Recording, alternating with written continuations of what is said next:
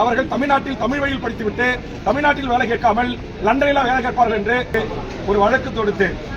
அந்த வழக்கில் தமிழ் வழியில் படித்தவர்களுக்கு டைரக்ட் எஸ்ஐ என்று சொல்லக்கூடிய பணிக்கு அவர்கள் தகுதியானவர்களாக வர மறுக்கிறார்கள். அதற்கு காரணம் உயர்நீதிமன்ற உச்சநீதிமன்ற நீதிபதிகளிடத்திலே வழக்குகளை ஆங்கிலத்தில் மொழிபெயர்ப்பு செய்வதற்கும் ஆங்கில புலமையோடு வழக்குகளை கையாள தெரியாத காரணத்தினால் தமிழ்நாடு சீருடை பணியாளர் தேர்வு வாரியத்தில் கலைஞர் அவர்கள் கொண்டு வந்த தமிழ்நாட்டில் தமிழ் வழியில் படித்தவர்களுக்கு 20% வேலைவாய்ப்பு உள்ளிட்ட தமிழ் வழியில் படித்தவர்களுக்கு அரசு வேலைவாய்ப்பில் முன்னுரிமை என்கிற